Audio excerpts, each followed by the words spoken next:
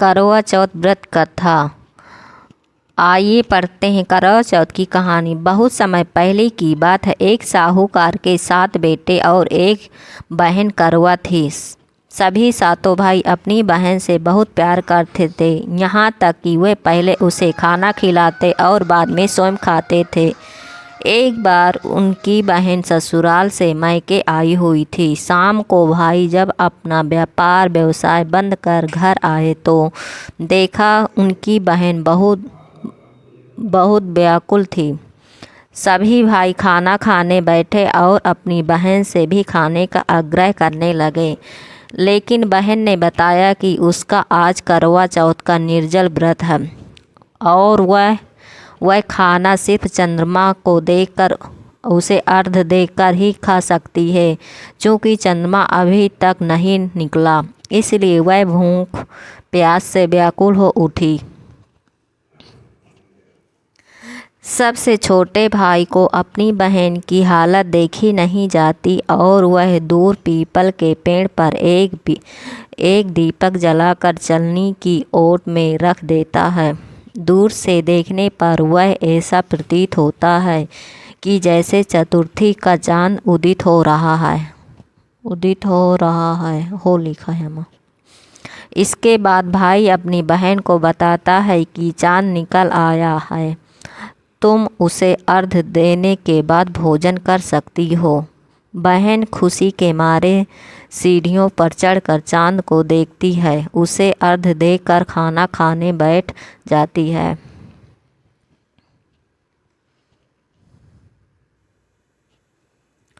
वह पहला टुकड़ा मुंह में डालती है तो उसे छींक आ जाती है, दूसरा टुकड़ा डालती है तो उसमें बाल निकल आता है और जैसे ही तीसरा टुकड़ा मुंह में डालने की कोशिश करती है तो उसके पति की मृत्यु का समाचार उसे मिलता है। वह भौंकल उसकी भाभी उसे सच्चाई से अवगत कराती है कि उसके साथ ऐसा क्यों हुआ। करवा चौथ का व्रत गलत तरीके से टूटने के कारण देवता उससे नाराज हो गए और उन्होंने ऐसा किया है। सच्चाई जानने के बाद करवा निश्चय करती है कि वह अपने पति का अंतिम संस्कार नहीं होने देगी और अपने सतीत्व से उन्हें पुनर्जीवन दिलाकर रहेगी। वह पूरे 1 साल तक अपने पति के शव के पास बैठी रहती थी, उसकी देखभाल करती है, उसके ऊपर उगने वाले सुईनुमा घास को वह एकत्रित करती जाती है। 1 साल बाद फिर करवा चौथ का दिन आता है।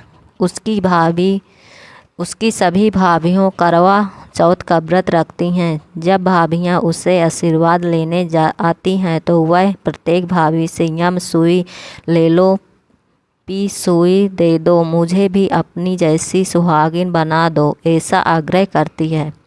लेकिन हर बार भाभी उसे अगली भाभी से आग्रह करने का कह चली जाती है।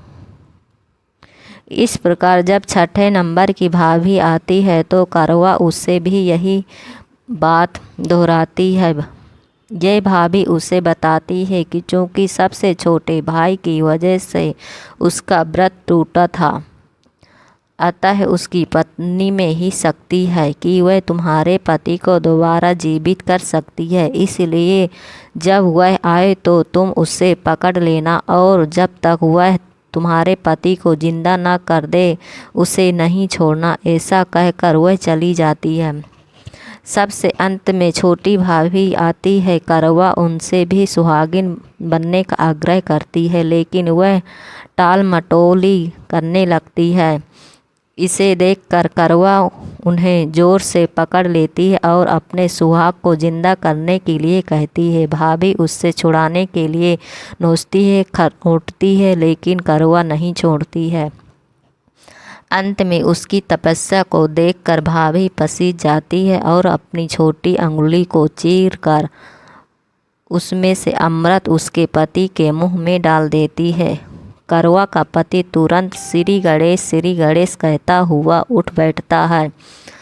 इस प्रकार प्रभु कृपा से उसकी छोटी भाभी के माध्यम से करवा को अपना सुहाग वापस मिल जाता है। हे श्री गणेश माँ गौरी, जिस प्रकार करवा को चीर सुहागन का वरदान आपसे मिला है, वैसे ही हम सब सुहागनों को दो। अगर हमारी ये वीडियो आपको पसंद आए तो वीडियो को लाइक कर देना और चैनल को सब्सक्राइब कर देना। कमेंट में जय श्री गणेश लिखना ना भूलना। बोलिए एक करवा चौथ माता की जय। बोलिए गणेश जी की जय।